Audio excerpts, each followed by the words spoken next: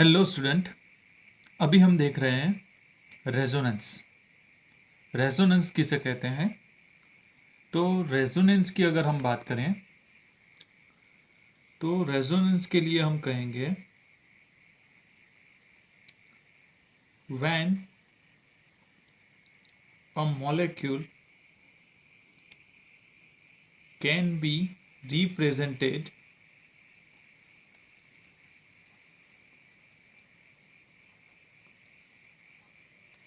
by two or more Lewis or Lewis structure, but none of them can explain all the properties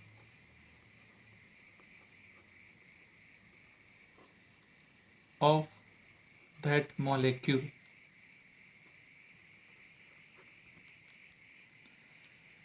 अगर हम बात करें जब molecule को दो या उससे ज़्यादा स्ट्रक्चर से रिप्रेजेंट करते हैं, तब उसमें से कोई भी स्ट्रक्चर अगर उसके सारी प्रॉपर्टी एक्सप्लेन नहीं कर सकता तो हम उसे कहते हैं रेजोनेंस।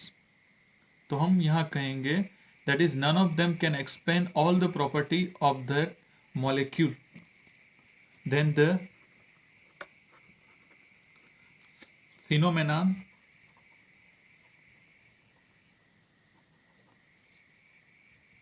is known as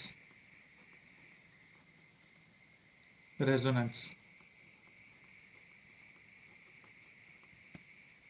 तो हम उस फेनोमेनन को रेजोनेंस कहेंगे। रेजोनेंस के लिए जो सबसे ज़्यादा इफेक्टिव है, अगर हम उसकी बात करें तो हम यहाँ पे देखेंगे रेजोनेटिंग स्ट्रक्चर किसे कहते हैं और रियल हाइब्रिड किसे कहते हैं। तो हम उन दोनों की बात करेंगे। तो अगर रेजोनेटिंग स्ट्रक्चर की अगर हम बात करें तो रेजोनेटिंग स्ट्रक्चर जो होते हैं वो नॉर्मली एक से ज़्यादा मिलते हैं और वो इमेजिनरी होते हैं, जिसे हम इमेजिनरी लेविस स्ट्रक्चर भी कहते हैं। तो अगर हम रेजोनेटिंग स्ट्रक्चर की बात करें तो फर्स्ट हम देखेंगे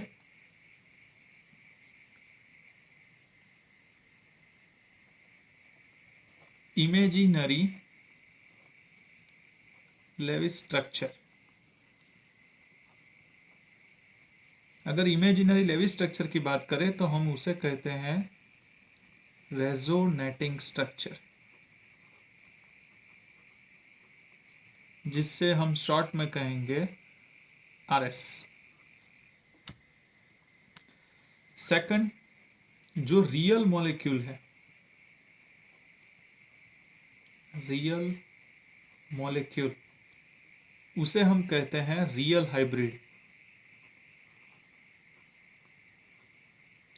जिसे हम कहेंगे RH। रियल हाइब्रिड के लिए सारी प्रॉपर्टी कौन एक्सप्लेन करता है? तो वो RS है, यानी कि RS explain property of RH, यानी कि RS जो है वो RH की प्रॉपर्टीज को एक्सप्लेन करता है।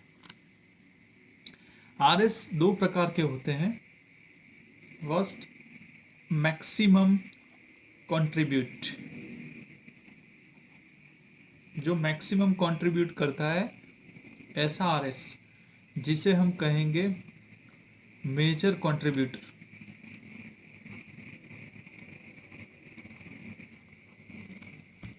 और मेजर कंट्रीब्यूटर जो होता है वो होता है more stable with less energy.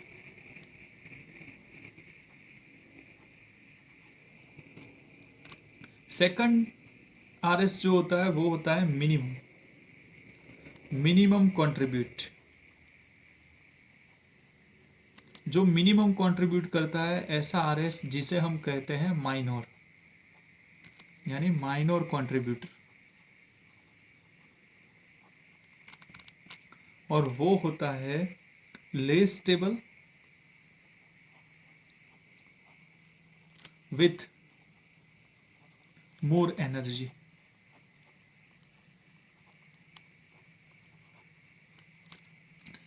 तो मैक्सिमम और मिनिमम दो प्रकार के कंट्रीब्यूट आरएस होते हैं जिसे हम मेजर और माइनर कहते हैं। और आरएच की अगर हम बात करें तो RH is more stable with least energy.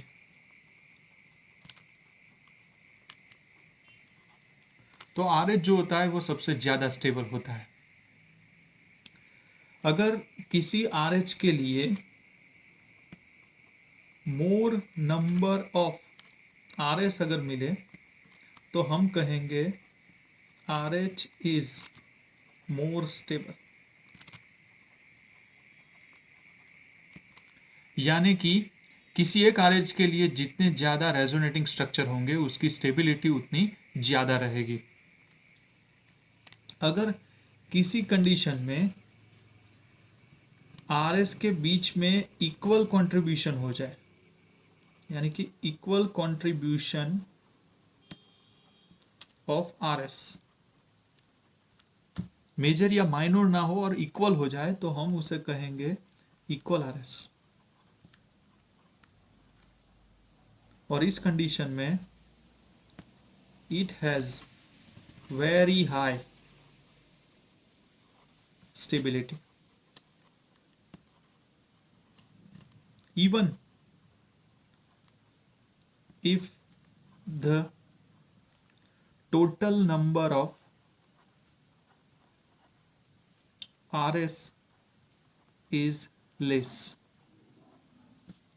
ये सबसे ज्यादा इंपॉर्टेंट है। अगर इक्वल कंट्रीब्यूशन हो जाएगा आरएस का तो उसे हम इक्वल आरएस कहेंगे, और अगर ऐसा कोई देखने मिले तो उसकी स्टेबिलिटी इतनी ज्यादा होगी, भले ही उसमें रेजोनेटिंग स्ट्रक्चर कम हो लेकिन उसकी स्टेबिलिटी सबसे ज्यादा होगी, यानी कि very high stability even if the total number of RS is less. Resonance के लिए अगर हम बात करें तो किसमें हम उसे हम देखते हैं, तो resonance take place in a conjugated system.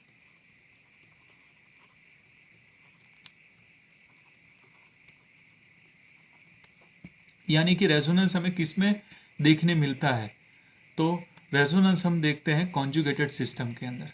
Conjugated system के लिए बहुत सारे डबल बॉन्ड या सिंगल बॉन्ड या लोन पेयर या प्लस चार्ज माइनस चार्ज, उस हिसाब से हम दिखा सकते हैं।